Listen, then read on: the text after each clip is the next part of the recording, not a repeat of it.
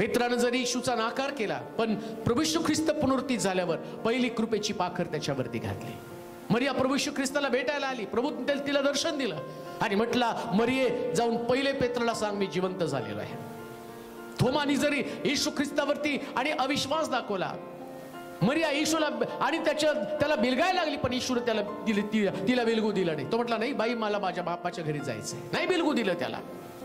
थोमा म्हणतो, जोपर्यंत मी तुझ्या कुशीमध्ये हात घालत नाही, हातामध्ये बोट घालून पाहत नाही, तोपर्यंत मी तुझ्यावर विश्वास ठेवणार नाही. त्यानं त्याच्यावर कृपा केली. चल तपास, 3.5 वर्ष मी तुला शिकवलं, 3.5 वर्ष तुझ्या समोर चमत्कार केले, मरणाच्या अगोदर मी भविष्यवाण्या केल्या, तुम्हाला समजावून सांगितलं होतं मनुष्याचा पुत्र 3 दिवस 3 रात्र मातीच्या पोटामध्ये राहील आणि योनासारखा पुन्हा एकदा तो आपलं चिन्ह दाखवेल, जसा योना माशाच्या पोटामध्ये 3 दिवस 3 रात्र राहिला, मनुष्याचा पुत्र तसाच 3 दिवस 3 रात्र राहणार.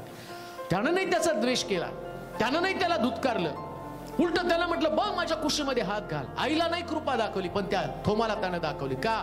थोमा उभा राहिला तर कदाचित या कृपेनं त्याचं तारण होईल, या कृपेनं तो पुन्हा सेवा करेल. आणि त्याचा परिणाम काय झाला? थोमाला ती कृपा दाखवल्यामुळे थोमा तारला गेला, उद्धारला गेला, सेवेमध्ये उभा राहिला आणि त्याचा परिणाम भारत देश, थोमा त्याची सेवा घेऊन भारताकडे आला आणि तुमचं आणि माझं तारण झालं. ही कृपेची पाखर आहे. ही नदी जर आज त्या थोमामधनं वाहिली नसती तर कदाचित आम्ही शुभवर्तमानापासून वंचित राहिलो असतो.